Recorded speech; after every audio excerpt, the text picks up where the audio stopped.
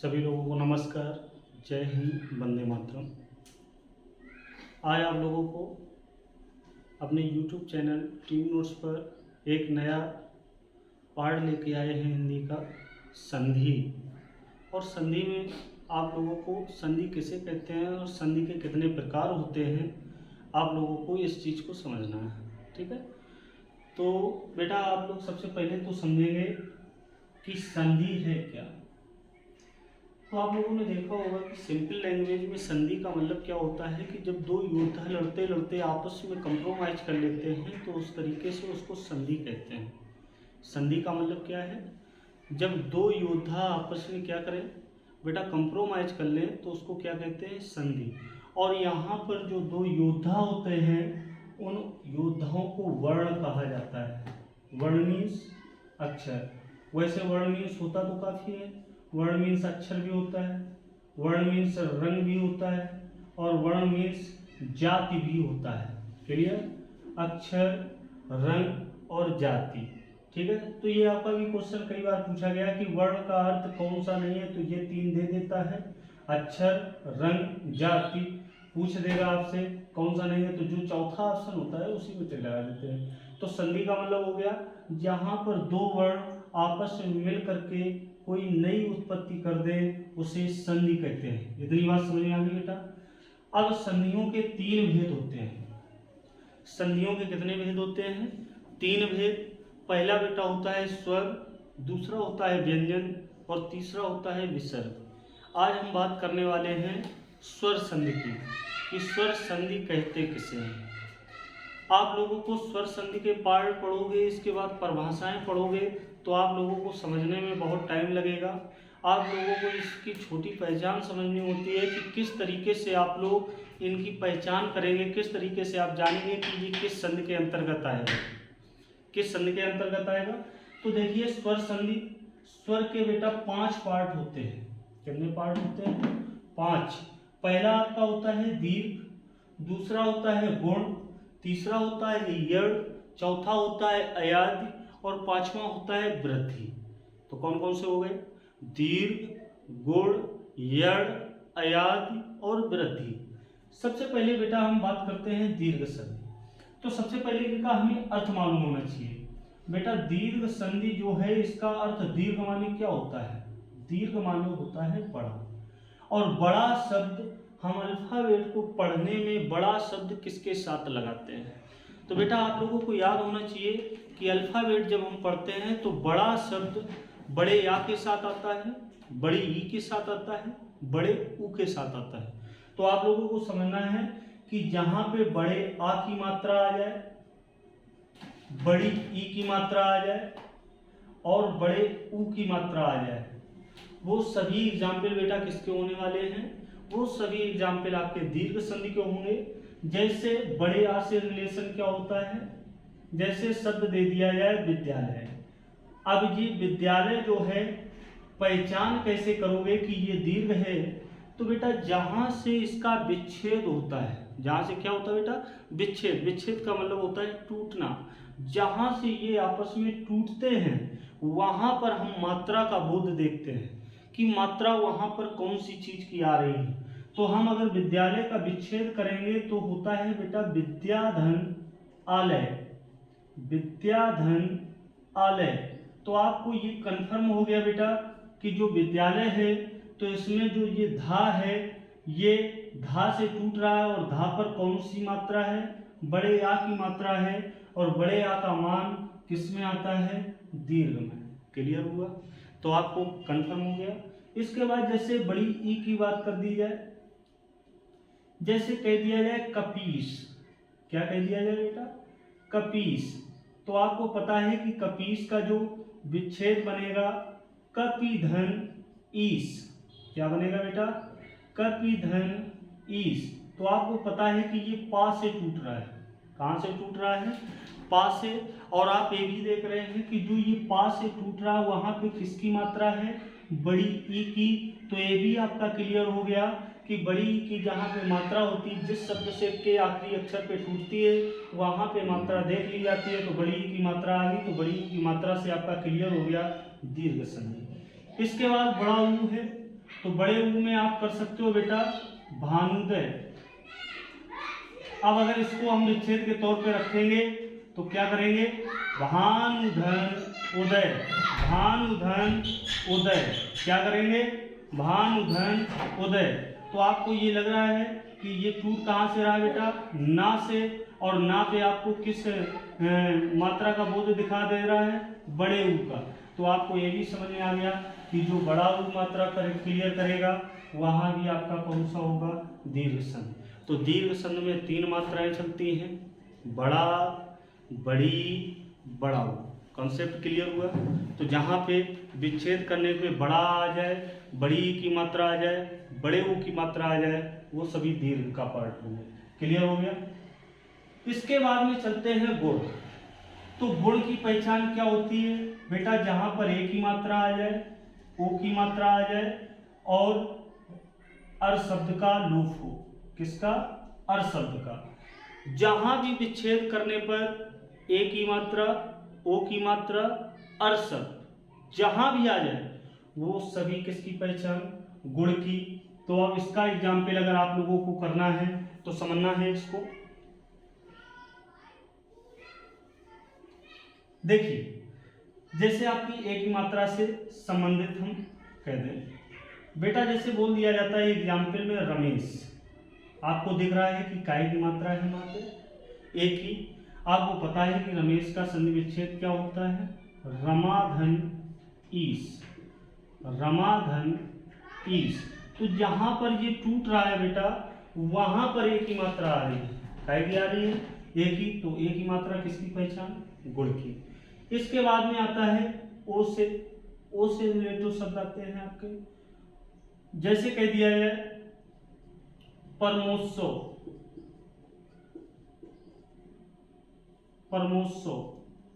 तो परमोत्सव को अगर आप लोग तोड़ोगे तो बेटा इसका विच्छेद बनेगा परम धन उत्सव। तो आपने देखा ये जिस वर्ण से टूट रहा है, किससे टूट रहा है, मां से। तो जहां मां से ये टूट रहा है वहां पे मात्रा किसका बोध करवा रही है, ओ का, काय का, ओ का, और ओ की मात्रा किसका पहचान, गुण का। क्लियर हुआ कंसेप्ट। अब आता है कि अर शब्द किसमें छुपा होता है। आप लोगों ने देखा होगा कि जैसे हम लोग पढ़ते हैं महर्षि, क्या पढ़ते हैं बेटा, महर्षि। अगर महर्षि को आराम से पढ़ा जाए तो देखो इसी में अर छुपा होता है। जैसे कह दिया जाए महर्षि, तो महर, अर निकल रहा है। तो जो ये अर शब्द छुपा होता है जिन शब्दों में, वो भी किसकी पहचान होती है, गुण की। क्लियर हो गया, कंसेप्ट 2 क्लियर हो गए। तो आपको दीर्घ में याद रखना है बड़ा, बड़ी, बड़ाऊ। गुण में याद रखना है ए की मात्रा, ओ की मात्रा और अर शब्द। इसके बाद में चलते हैं नेक्स्ट क्वेश्चन पे। नेक्स्ट संधि है आपकी यड़। क्या है बेटा, यड़ संधि है। यड़ में आप लोगों को याद रखना है या और वा के पहले अगर कटा हुआ अक्षर आ जाए और उसको चेंज करने पर वो अक्षर पूरा बन जाए तो वो यड़ की पहचान होती है। या और वा के पहले कैसा अक्षर है, कटा अक्षर है, या वा के पहले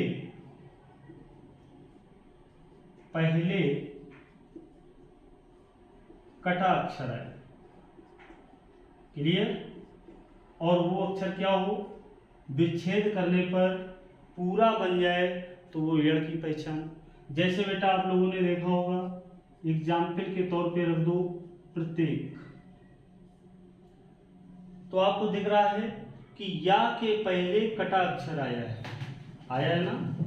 अगर हम इसका विच्छेद करेंगे तो विच्छेद क्या बनेगा बेटा, विच्छेद बनेगा प्रतिधन एक। क्या बनने वाला है, प्रतिधन एक। अब इसमें समझना क्या है कि जो ये कटा अक्षर था, जो ये कटा अक्षर था ये पूरे में कन्वर्ट हो गया।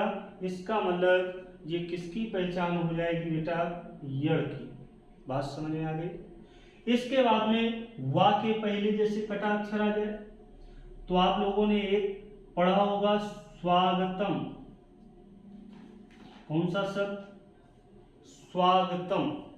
तो बेटा वा के पहले कटा हुआ अक्षर है, अगर हम इसका विच्छेद करें और ये कटा हुआ अक्षर पूरा बन जाए तो ये किसकी पहचान?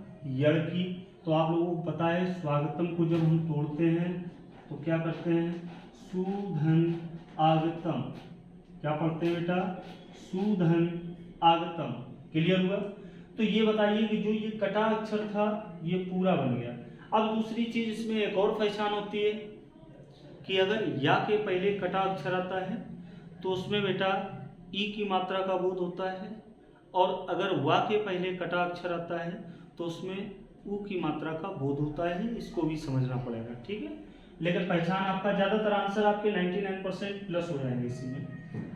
इसके बाद में आता है आपका चौथा है अयादि। बेटा क्या है? अयादि। कि अयादि संधि की पहचान क्या होती है? तो इसमें आप लोग समझ लो, जिस शब्द को पढ़ने पर अय, आय, अब और आव का उच्चारण हो, अय का, आय का, अब का, आव का, जिस शब्द को पढ़ने में अय, आय और आव का उच्चारण होता है वो आपकी किसकी पहचान हो जाती है बेटा? वो आपकी पहचान होती है अयाद की। और ये टूटती कैसे? इस चीज को समझ लो कि बेटा अगर अय है, किसी चीज को पढ़ने में अय शब्द आता है तो वो विच्छेद ए से टूटता है, जिसमें आय आता है वो अय से टूटता है, जिसमें अव आता है वो ओ से टूटता है, और जिसमें पढ़ने में आव आता है वो औ से टूटता है। ये इसकी पहचान हो गई। क्लियर हो गया? सभी लोगों को समझ में आ गया? जिस शब्द को पढ़ने में अय, आय, अव, आव शब्द आ जाए तो वो काय से टूटता है? ए से, ऐ से, ओ से और क्रमशः औ से। क्लियर हुआ? अब देखते हैं एग्जाम्पल में जैसे पहला एग्जाम्पल ऐ से संबंधित आ जाए, कह दिया जाए नयन। तो नयन को अगर आप आराम से पढ़ेंगे नय तो ऐ आ रहा है, तो नयन को अगर नय पढ़ने पर ऐ आ रहा है तो अगर ऐ बेटा आ रहा है तो ए से टूटेगा, तो इसका विच्छेद क्या बनेगा? ने धन अन। क्या बन जाएगा? ने धन अन। क्लियर हो गया? अगर किसी शब्द को पढ़ने में आय आ रहा है, किसी शब्द को पढ़ने पर आय आ रहा है तो वो किससे टूटेगा? ऐ से। जैसे आप लोगों का एग्जाम्पल आता है नायक। क्या आता है बेटा एग्जाम्पल? नायक। तो नायक को पढ़ोगे तो इसमें नाय, आय निकल रहा है, तो आय वाले में ए की मात्रा चलेगी, तो इसको आप पढ़ सकते हो नय धन अक। नायक को क्या पढ़ सकते हो बेटा? नय धन अक। क्लियर हुआ?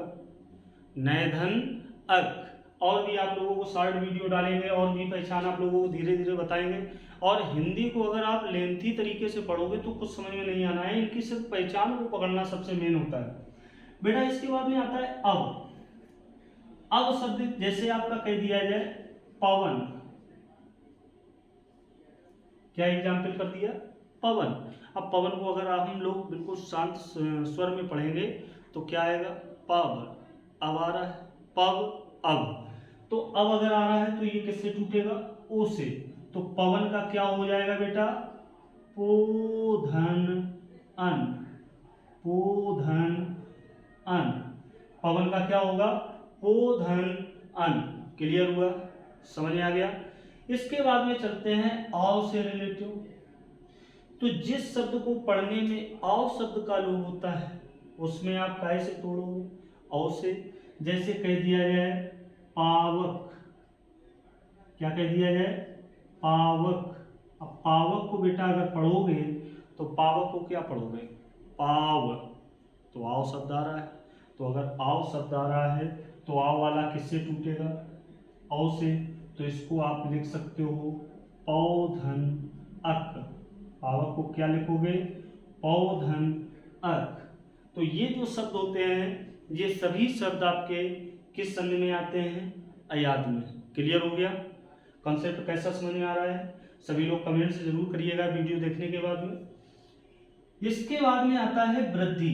आप लोगों को पता है कि वृद्धि का अर्थ होता है, कहता है कि हमारे पेमेंट में वृद्धि हो गई। तो वृद्धि का अर्थ क्या होता है बेटा? वृद्धि का अर्थ होता है बढ़ना। तो आप लोगों को बढ़ना कहाँ पे कहा जाएगा? देखिए, बड़ा बड़ी बड़ा वो हो गया, ए हो गया, ओ हो गया, क्लियर, छोटा लगता नहीं है। अब हमारी मात्रा कौन सी बची? तो हमारी मात्राएं अभी इसमें भी आई हैं और इसमें भी आएंगी। बढ़ना का मतलब होता है, देखो, ए के बाद ए आया बढ़ के और ओ के बाद ओ आया। तो यहाँ पे आप लोगों को समझना है कि जहाँ पर ए और ओ की मात्रा का बोध हो, बेटा किसकी? ए और ओ की मात्रा का बोध हो, वहाँ वृद्धि संधि होती है। क्लियर? जैसे आप लोगों को क्लियर कर दिया जाए, ए और ओ कैसे बनेगा? जैसे कह दिया है बेटा, ऐसे, जैसे कौन सा टूटेगा? ऐसे वृद्धि बढ़ना एक एक, यानी कि एक ही मात्रा वाले ही एग्जाम्पल आएंगे। जैसे एक एक, तो इसमें आप इसको जब तोड़ोगे तो बेटा क्या आएगा? एक धन एक। क्या आएगा? एक धन एक। तो ये कहाँ से टूटा बेटा? का से। और जहाँ से ये टूट रहा है उसी का पर मात्रा काय की है? ए की। तो अगर बेटा ए की मात्रा आपको मिल जाए तो वो किसकी पहचान होगी? वृद्धि की। इसके बाद ओ, ओ में जैसे कह दिया जाए महोषधि, महोषधि। तो बेटा महोषधि का अगर हम विच्छेद करेंगे तो होगा महाधन औषधि या औषधि। क्लियर? आप लोगों को ये क्लियर हो रहा है कि बेटा यहाँ पर जो बड़ा है ये हा में काय की मात्रा लगा रहा है, औ की। अगर जहाँ से ये टूटता है वहाँ पर औ की मात्रा का अगर बोध हो रहा है तो वो किस संधि की पहचान होगी? वो आपकी वृद्धि संधि की पहचान होगी। किसकी हो जाएगी बेटा? वृद्धि संधि की। तो फिर एक बार हमारे साथ में रिपीट करिएगा। दीर्घ का मतलब होता है जहाँ पर बड़ा, बड़ी, बड़े ऊ की मात्रा हो, गुण में ए, ओ और अर शब्द छुपा हो, यण में या वा के पहले कटाक्षर है और वो कटाक्षर विच्छेद में पूरा बन जाए, वो यण का होता है। अयाद में 4 शब्द होते हैं, पढ़ने में ए, आए, अब, आओ आ जाए। जिन शब्दों में आ जाए वो चारों आपके किसमें? अयाद में जाएंगे। ए वाला ए से टूटेगा, आय वाला ए से टूटेगा, अब वाला ओ से, आओ वाला ओ से। इसके बाद में अयाद के बाद आता है वृद्धि। तो वृद्धि संधि में क्या होता है? वृद्धि का मतलब होता है बढ़ना। वृद्धि संधि में आपका आएगा ए और ओ की मात्रा का बोध। क्लियर हुआ? आप लोगों को संधि का पहला पार्ट कैसा लगा आप लोग कमेंट्स करके जरूर बताइएगा। यदि आप लोगों ने सही से पढ़ा और कमेंट्स किया तो नेक्स्ट आपका बहुत जल्द ही आप लोगों को संधि का सेकंड पार्ट दिया जाएगा, जिसमें आपका व्यंजन संधि का पार्ट पढ़ाया जाएगा। क्लियर हुआ? सभी लोगों को नमस्कार, जय हिंद, वंदे मातरम।